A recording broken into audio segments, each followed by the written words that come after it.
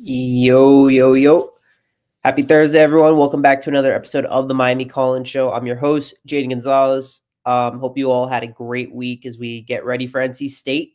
Your number 15 Miami Hurricanes getting ready for another huge game. Every single game for the rest of the season is an elimination game, defining what our season looks like, where we are at, making sure we have a chance, we have an opportunity to even be in the conversation to make it to the college football playoffs. Hoping. There's hope, there's faith, there's some chance after everything we saw on Tuesday with the rankings and the bracket. Obviously, I'm not counting on anything within the ACC championship, not counting on anything within our own conference. Everything right now is about getting that last at-large spot. And with the way the bracket is, with the way the rankings are, there's a world. It's not, the easiest road. But for Miami, all they can really do is focus on the path ahead, focus on the games ahead. You got 3 games left. They're not easy. NC State, Virginia Tech, rival on the road. Pitt, very good team, on the road. These are 3 relatively tough games that you have to end the season. But if Miami wins it, if Miami wins out, and they get some of the things that you're hoping for to happen, things can look up to a potential 10 seed, 11 seed, a chance to make it to the college football playoff as an at-large team. I think there's a legitimate shot, a legitimate world. I mean, if for anyone that wants to, I guess, think about what we should be rooting for as we reach the end of the season, the last 3 games, I would tell you to root against Vanderbilt, Utah, BYU, Oklahoma, Texas, and obviously Notre Dame, just because we don't like Notre Dame. But those schools in general, you absolutely need Texas and OU this weekend when playing Bama and Georgia. You need OU to lose. You need Georgia to lose. Vanderbilt's got Tennessee to end the year. Utah, they're a wild card.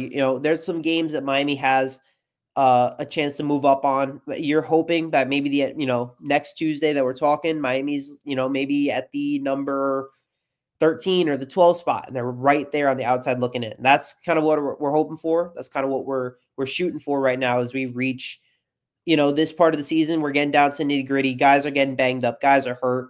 We have no idea what who's healthy, who's not, what's going on. But what you can say is, all right, we got to win this weekend. You got to win this weekend. Pack Hard Rock, last game of the season at home. Play your hearts out. Be a very high-quality NC State team with a very good offense that just beat Georgia Tech 2 weeks ago. Beat them. If you down them, the chance and the odds of you making it to the CFP, they continue to increase. That kind of, confidence comes back a little bit more. Obviously, we need to see a little bit more from this Miami team because, again, SMU, bad loss, shot themselves in the foot way too many times. Refs didn't help. Then you have Syracuse, where you're at 0-0 for almost the entire first half up until the Keontae Scott pick 6 and the Carson Beck, Malachi Tony trick play. Right until that point, the game was 0-0 against a bad Syracuse team. So there's concerns still. The offense still concerns me. The defense has been phenomenal. They're still high flying. They're still awesome. They're still incredible. Have been that good this year. The offense, to me, needs to step up against a very bad NC State defense on Saturday. They need to play their hearts out because the defense has already proven that they can play well. They're going to play against a very high explosive offense led by CJ Bailey with guys everywhere around them. They're a very good offense. They need to, if the defense can play to the level it's been playing all season long, and the offense can just step up and do their job. If Carson Beck can be the game manager, can he do the things that he needs to do to be successful? I think Miami has a legitimate shot to win this game by more than a few scores.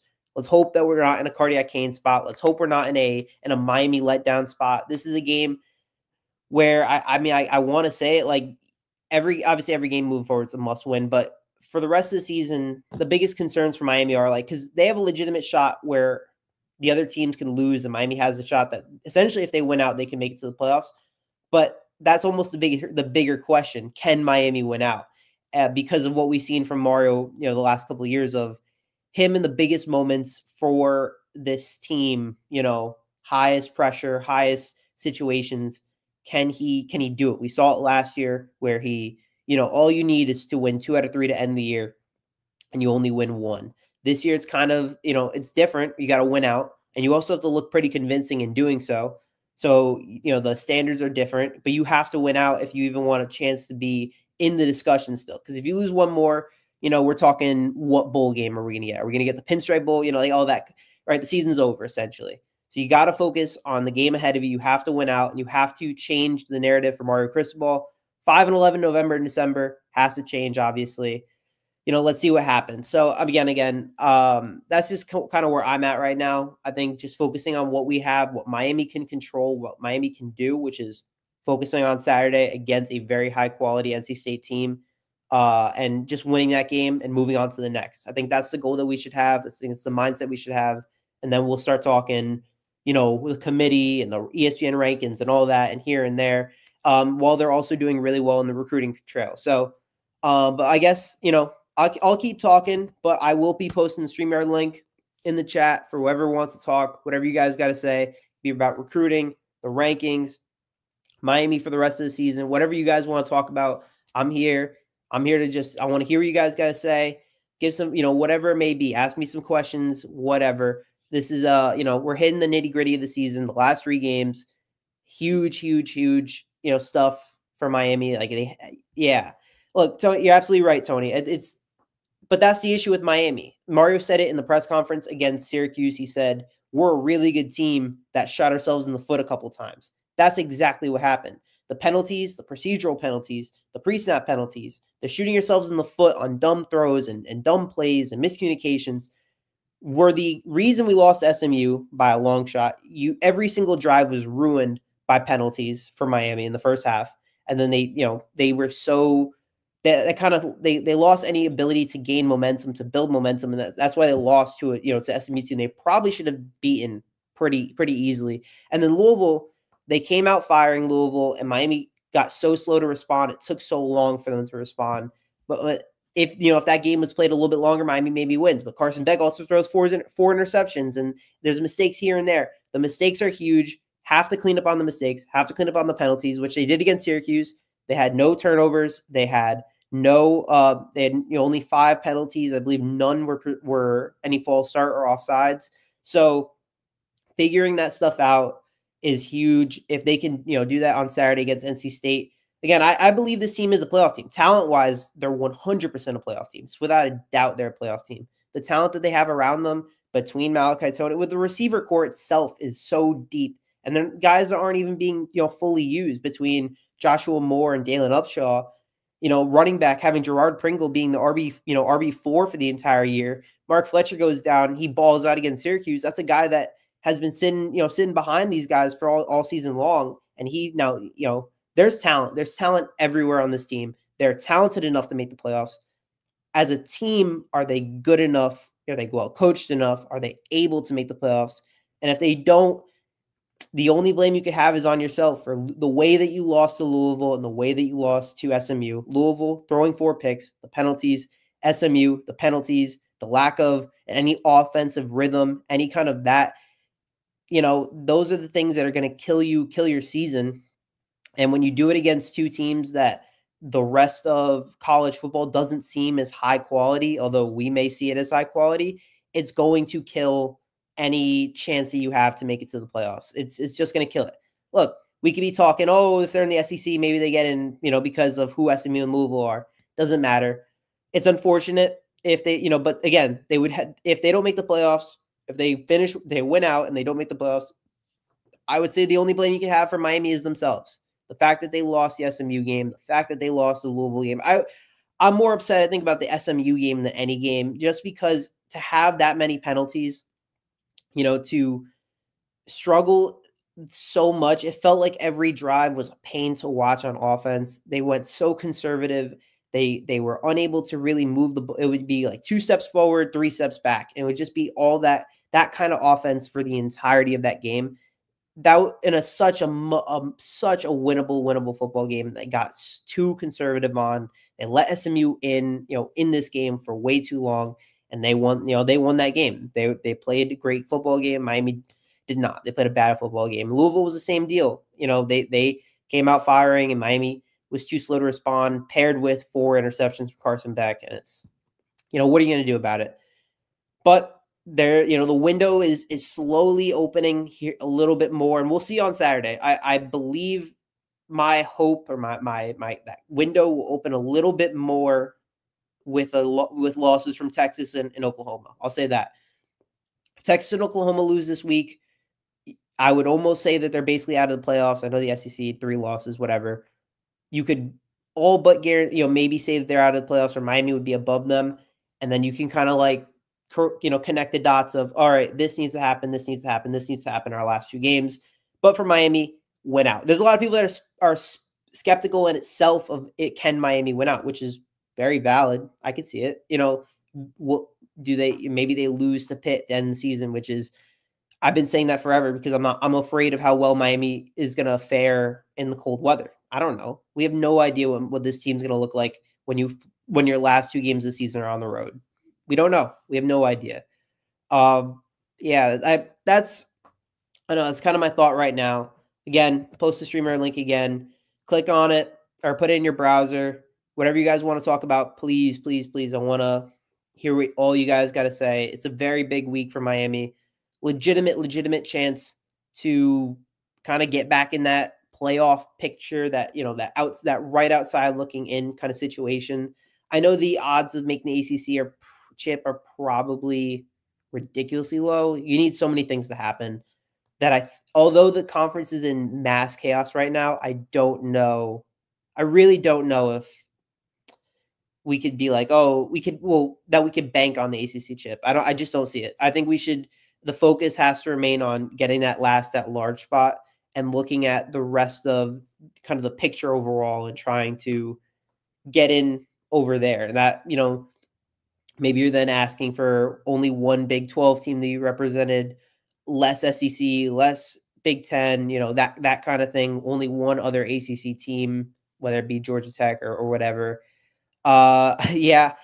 I've been saying that that was a lot of my thinking, that I can't guarantee you right now that this Miami team is going to win out. I know some people have already made that dead set in their head. This team's going to win out, and then it'll be the committee that stiffs them. They got to win out first. And the play calling wasn't amazing in the first half against Syracuse. I mean, it hasn't been great all season long. I thought the second half play calling was really good.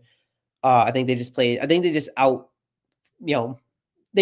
just proved to Syracuse they were a better team. I think they had a little bit more juice coming into that Syracuse game for the second half, remembering everything that happened last year against them, and they kind of remembered that, and then they beat them after the fact.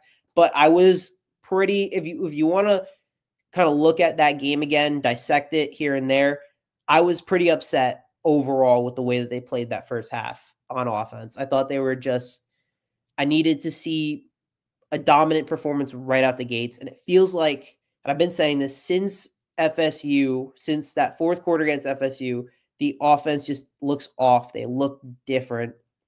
And especially that scripted first 15 plays kind of offense doesn't look right, which to me doesn't make a lot of sense, because your scripted plays are usually your best plays. Most teams score right away on their opening drives. And for Miami to kind of be like their opening drives, think of it post FSU. Louisville did not score on their opening drive.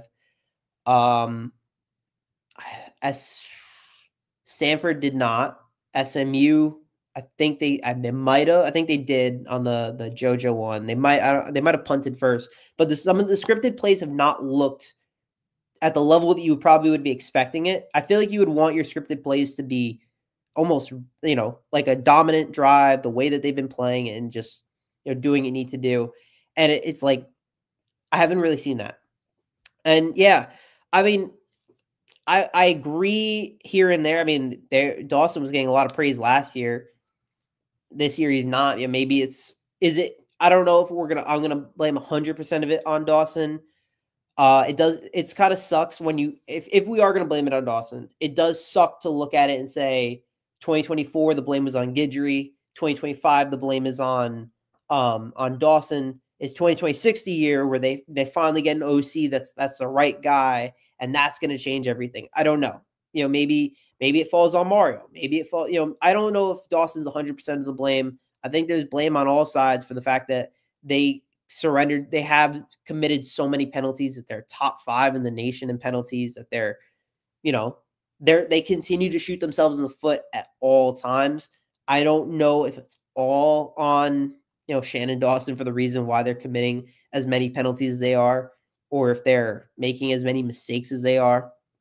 But he does obviously deserve a fair share of blame for at least the way the scripted drives are going. It feels like the opening drives since FSU have just looked so poor and have looked so conservative. They lack creativity. They're kind of vanilla. I know last week against Syracuse, I kind of like the way that, it was explosive. The team looked explosive and they looked kind of energetic at times, where you have the Keontae Scott pick 6, Jacoby, the 7 sacks, the 11 tackles for losses, the Keelan Marion 61-yard touchdown. You have all these different, explosive plays, and it felt like we hadn't seen much explosiveness since, I would probably say, FSU. Like that explosiveness just wasn't there. That creativity wasn't there, and we saw a little bit of it last week. And you need that to kind of continue. If Miami's only played the way they played in the second half against, Stanford and Syracuse, this team is elite. They're electric. But their first half struggles, we're kind of seeing them still. And NC State, a much higher quality team than Syracuse. You can't have that offense look the way it did, where you have 4 straight punts to begin the game. Can't have that offense looking the same against Syracuse as it does against NC State, a team that has a very good offense, a very, explosive system that is top in the nation in passing yards, has a good run game, has a dual threat quarterback, that has a really good tight end and receiver. Like, they have a really good offense. So just from that alone, you have to start the game fast on offense. Offense has to start fast. And I'm intrigued to see how Dawson does it. I'm intrigued to see the way that they play and how they do it. If they go back to running up the middle, which is, I know, one of the biggest things that most of you guys have been hating, which is fair, totally fair, and which they didn't do a whole lot of, as much of last week as they've done over the course of the season. And the thing with Mario, I would say, and this is kind of goes back to discussion of, if Miami continues to miss their expectations or miss their standards of, this team was supposed to go undefeated, or whatever you had as your expectation, you think that they missed the mark, and you say Mario has to get fired. The talent is there. The team is as talented as any team in this country. And if you were to be someone to say that Mario does less with talent than any other coach in the country, you'd probably be you wouldn't be wrong. You wouldn't be wrong. But one of the things that Mario does is that he brings in the talent, and which is what we saw over the course of these last 2 weeks, where you flip 6 different guys in a span of 3 weeks between Stencil, Dunnigan, Lafayette, Paris, I can't pronounce his name, Chuck Wara, and then Logan Nagel yesterday from Pitt. You're getting all these flips. You're getting all these different guys, to commit on a daily basis. The recruiting is out of this world recruiting. But then when you go on the field with all this talent and you finish the season at 10-2, 9-3 again, you have, the criticism is fair. The criticism that how you have what you think is like a legitimate, talented, uber talented team, and then not being able to do it, it's a bummer for sure. Look, if they don't make the playoffs, considering where they were after FSU, where they were undefeated, number 2 team in the country on October 4th, whatever it was, to it being November 13th, and now we're 15th, and we're fighting once again to get back to that spot again. It sucks. Is it, it's a testament to kind of the same issue for Miami over the last 4 years. You credit Mario for what he's done over the last, from changing the standards for this team. He's absolutely changed the standards for this team. But the standards have moved, the expectations have moved, and it's his job now to understand the expectations and, focus on meeting those expectations instead of the ones that he had in 2022. His expectations when he first got here was, building Miami back to being the brand and being the culture and everything that it once stood for 20 years ago. And I think he's done a great job of that with the talent he's brought in, the guys that he's he's gotten here, the way that he's been able to use the NIL and use the money that we've had here to build a legitimate talented roster continuously, which is what you can look forward to every single year, saying that Miami should be able to make the playoffs every single year with the talent that they have every single year. But the question continues to fall on, can he win? Can he lead this team to a playoff? Can he lead this team past 10 wins? Can he lead this team to whatever it may be? And we're about to find out. We're about to find out. Because, look, if Miami wins out, I would say that he did a pretty decent job of trying to get these guys at least back into a chance to make the playoffs. So, yeah. Look, I agree. I wouldn't say fireable. I'm not going to say fireable. It sucks. It would really suck to not make the playoffs after being number 2 in the country, getting all this love. And I don't know if I want to say fireable. I can't, because of what he's been able to build. Again, I am not like, you guys have been fans way longer than I have. You guys have seen, you guys are way deeply rooted in this team, probably more than I am. I 100% get that, understand it. I think it's a little early to be calling for his head. I think it's a little bit early. I would say next year is really a year where you really have to say, you have to make the playoffs. After everything that happened in 2024, where you were undefeated for that long, and then you lose 2 out of 3 to end the season. And then this year, losing 2 out of 3 earlier in the year, and now trying to, claw your way back to the playoffs and not making it after, at one point being the number 2 team in the country. Yeah, back-to-back disappointing ends to the season, but there's still so many positives you can probably look at, to the point where I'd probably be looking at next year and being like, you have to rewrite this, or else we're looking at a James Franklin situation again, or right, or what happened at Penn State, or even what happened at LSU, based on the expectations being changed and the way that things have moved on. The question is always going to be there. Like, if you fire Mario, who do you replace him with, essentially? I'm posting the StreamYard link again, just as a reminder. Please call in. I want to hear what you guys got to say. I've been hearing my voice way too long today. Yeah, look, I agree. I think he did mismanage both teams. I thought the 2024 team should have made the playoffs. When you have Cam Ward, the number 1 overall pick, and you have the number 1 offense in the country, and your last 3 games of the season are, was it Georgia Tech, Wake, and Syracuse, and you only win 1 of those 3 games. Yeah, that was mismanaged. The team messed up. That's a Mario Cristobal kind of end to a season that we're seeing. And then this year, assuming that the team doesn't make the playoffs, I would say the same thing. I would say that we can't get our hopes up on this team. We'd have to rebuild trust with this team, that even if we have a hot start next year, say that we beat like Notre Dame to begin the season, right? It doesn't mean anything until it happens in November. And that kind of sucks. And that kind of like reinforces that feeling of like, is this team good? Is Mario the guy? Is he the guy that's going to push us over the hump? Or is he just the guy that's going to raise our floor, but can he raise our ceiling? Legitimate question. Absolutely very fair thought to have, that he can't raise our ceiling. He can't raise the ceiling. He can only raise the floor. And I'll agree 100% on this. 100% on this.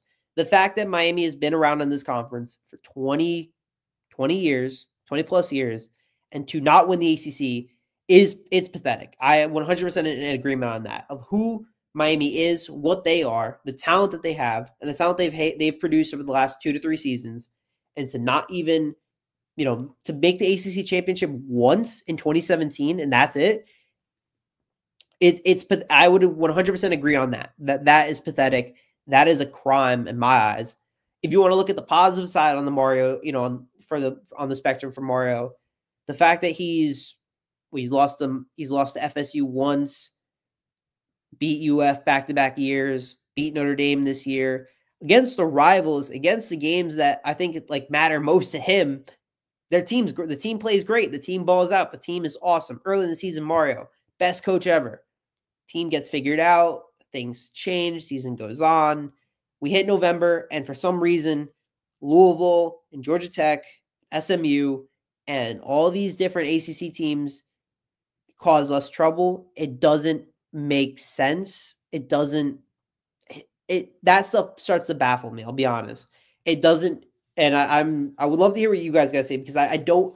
To me, it doesn't make sense how you could be so talented and so good and win such big games and look so good against some of these teams. The way that they played in the three quarters against FSU, the dominant defensive play against UF, and the offense kind of being able to move around on a really rainy day, dominating Notre Dame for the majority of that football game, to then for some reason against Louisville and SMU just looking so flat and so bad, so conservative on offense. It doesn't make sense to me. And I'm so curious if this is a yearly Miami thing, or is it a Mario thing? Is it this is just who Miami is? Like, that stuff doesn't make any sense to me at all. It never will make sense to me that you could beat some of the really good out of conference teams, but when we get into conference play and we're playing these teams that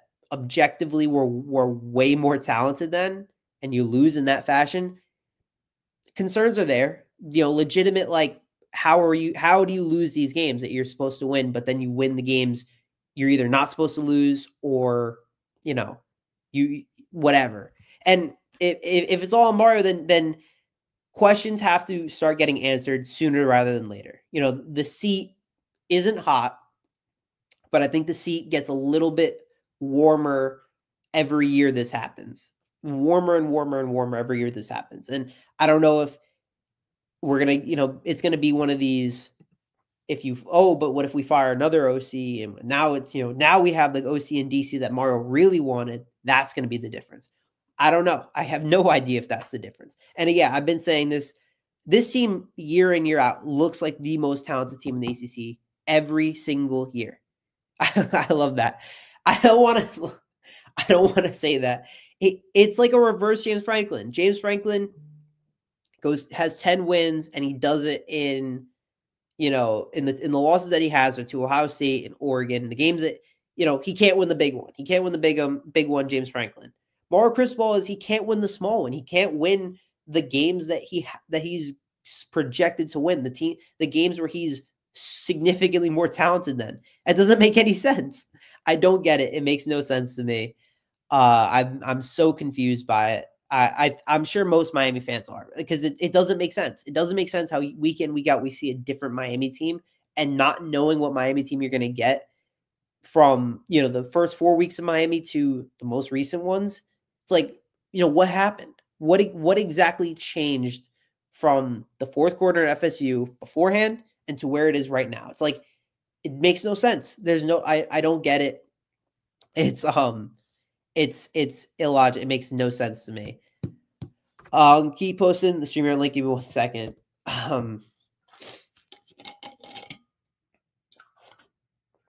But yeah, I think that we should. Every time you look at the projections, or you enter the season and you feel really confident in the way that the team looks because of just the talent that they have. Like, the fact that they have so many guys, especially from our backyard, but some of these guys in general that are just really, really talented guys, between an elite offensive and defensive line.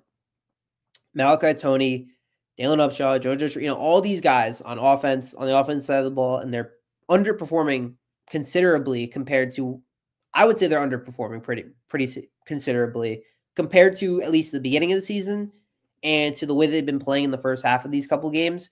They've been underperforming, and they should be dominant, but it almost feels like they choose to not be dominant, where they fall off a cliff in some capacity. It doesn't make any sense to me at all. But yeah, credit to the fact that Mario is able to be one hell of a recruiter, because he is a legitimate recruiter. But when it comes to the game management and the actual game calling, I need him to be better. I'm sure every Miami fan needs him to be better, absolutely, like at all, especially if this team wants to make the CFP, considering the teams that are there and the way that the committee kind of has shown their favorites or shown their bias here and there. You know, you're not given any room for error. You're not really given anything to, to be looking at on. You have to, every single week we have to be playing basically perfect football for the rest of the season if we even want to be considered to make the playoffs, be considered and do all these things on a daily basis. So I don't know. I wish I had an answer for why this team continues to do this to us, continues to rip our hearts out when we think everything is, going great, going swimmingly. Maybe it's just Miami sports. Maybe it is. But yeah, I don't know. I wish I knew. I'm trying to think of some other things we could hit on before this game, as as we wait for someone to please call in. I'll say about this for NC State, just doing some research on it which me and Shay were talking about on Monday. They allow 424 yards per game, among the most in college football. 292 receiving yards, 132 rushing yards. They don't get a lot of turnovers. They have a couple guys that are big on sacks. They're not really a very good defense. Travali Price, Sebastian Harris, Caden Fordham are their three best players, all with 2.5 sacks each. And Fordham leads the team in picks with 1. So they're not like this team that's going to get a lot of turnovers. They don't get a ton of sacks. They're not among the top in sacks. They're a team that you should be able to beat pretty consistently. Offensively, they should be able to move the ball pretty easy. You would think they would move the ball pretty easily. We don't know. I've been saying this. I think the game plan on offense should be something that was not used for SMU, a bad passing defense team.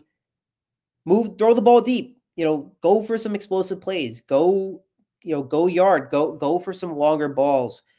Kind of air it out. Try to open the playbook up a little bit more, which I think we saw a little bit of last week. Open the playbook up a little bit more. Try to get more deep plays, some play actions, some deeper shots, just something to make this offense get going early on.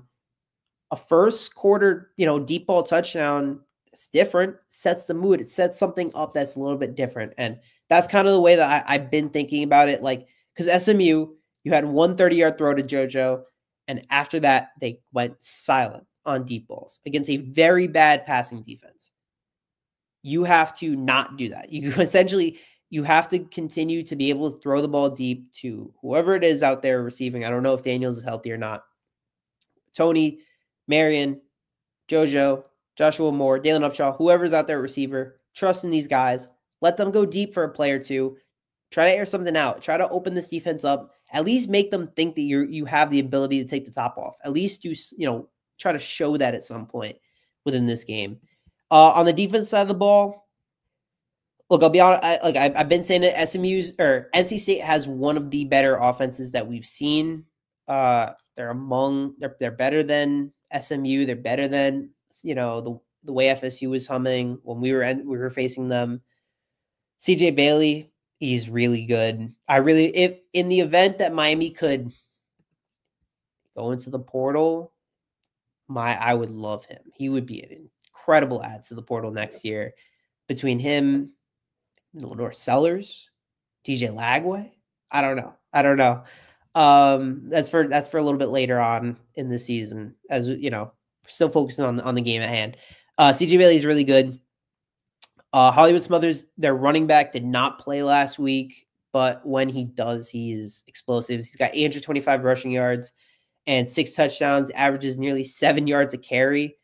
When healthy, he's really good. And their backup, Jaden Scott, against Georgia Tech, was running crazy against them. 196 yards and a touchdown. They're really good. They're really very solid. Terrell Anderson, their top receiver, 527 yards and 4 touchdowns. Their tight end, Justin Jolie, 36 catches, 365 yards, 5 touchdowns. They got a lot of dogs over there. Really talented offense. Miami's got to play a really good football game against a good football team. I would like NC State to get the credit they deserve on offense at least, and they really don't get that credit at all. So just got to hope for Miami's sake that they play. You're really looking for that football to be played that they played early on in the season instead of later on in the season. So that's all I can really touch about on this game.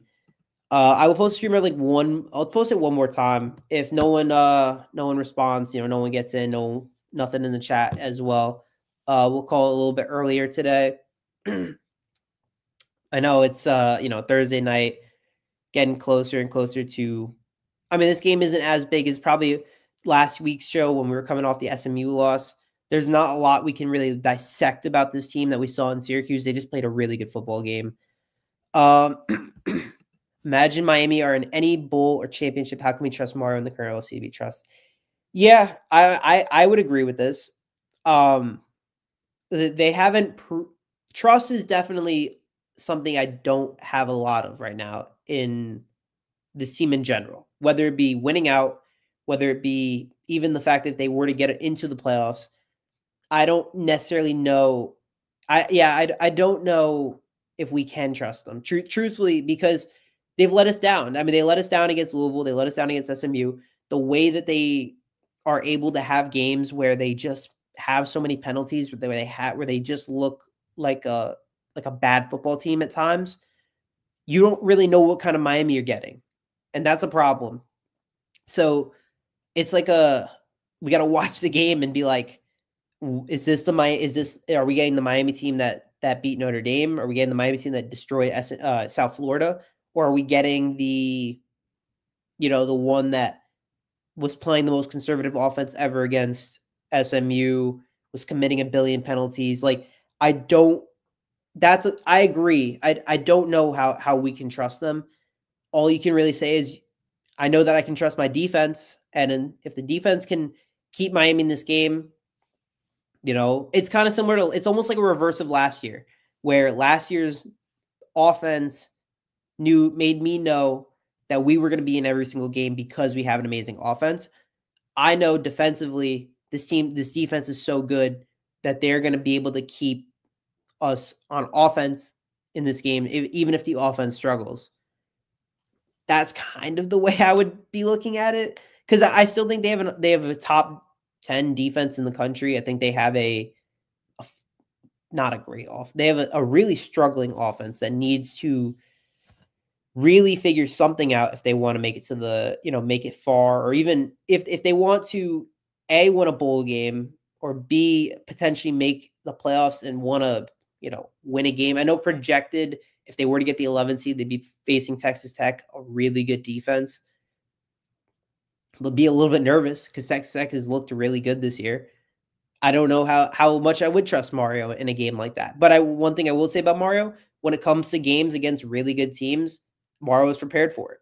When it comes to games like potentially this Saturday, or a game against SMU, or a game against Louisville, I don't feel as confident. It's weird. I feel less confident probably in the fact that when they play a worse team than they do against a really good team. That kind of sucks. That's not fun. I don't know. I really don't know how you could kind of just be like, I have 100% faith in Mario and the OC to win me this football game. That doesn't really cross my mind at all. I would probably say I trust in the players to win the game more than saying I trust in Mario and the OC. So I don't know. It's a good question though. It is a really good question. I appreciate it. But yeah, I think I'll wrap it up here. I appreciate you guys for tuning in. I know it's a short one today. Not a lot of questions, which is fair. Not a lot of questions were given to us from Saturday. So hoping we come back next week and things are looking like, playoffs, the window looks a little bit brighter. The chance looks a little bit, the chances of us making the playoffs increase, hopefully with losses from Texas and OU, or maybe Vandy or something like that. Kind of just but for Miami, focus on what's ahead of you. Win on senior night, last home game of the season. win and focus on everything like that. Yeah, I respect that. I look, the Eagles know how to win games. If I'll say anything about the Eagles, they know how to win football games no matter how ugly it is. Miami sometimes feel like a team like they'll do anything in their power to lose a football game. Like my New York Jets, who play tonight, and I would like to watch them as soon as, unfortunately. Yeah, I feel that way. I feel like I was talking to a friend about this, and you can totally tell me if I'm wrong or not, that I feel like Miami is so eerily similar sometimes to the Cowboys in the way that we're hyped up or the way that we're talked about. Like every single year is our year, and it just something happens, and it's another failure of a season. It's the U is back, the Cowboys are back, whatever it may be. Unfortunately, it does feel like that sometimes. But is what it is. We're still really good. We're a very good team, and hopefully, we come out with a win against a very good team. Just survive in advance, move forward every single week. Let's, hopefully hope for the best on Saturday. Hopefully, you guys will be there. I'll be in the press box. And me and Shay will be back on Monday for the Miami Primetime Live. Hope to see you guys there. Thank you guys for everything, and peace.